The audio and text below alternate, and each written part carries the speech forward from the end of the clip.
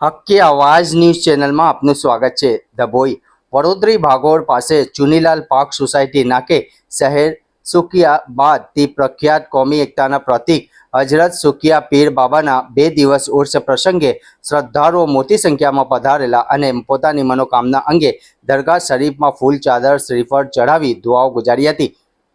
ડભોઈ વડોદરી ભાગોળ પાસે શહેર સુકિયા બાદ તે પ્રખ્યાત અને કોમી એકતાના પ્રતીક તથા ઐતિહાસિક દરગાહ હજરત સુકિયા પીર બાબાના 2 દિવસ ઉર્સ પ્રસંગે ડભોઈ દરગાહ કમિટીના સભ્યો દ્વારા ઉર્સ મેળાનું સુંદર આયોજન કરવામાં આવ્યું હતું, જેમાં ડભોઈ શહેર તાલુકાના ભાવિ ભક્તો હજારો સંખ્યામાં દરગાહ શરીફમાં હાજરી આપવા ઉમટી પડ્યા હતા। ઉર્સ શરીફમાં શ્રદ્ધાળુઓ ફૂલ ચાદર ચડાવી હતી અને પોતાની મનોકામના પૂરી થાય તેવી દુઆઓ ગુજારવામાં આવી હતી।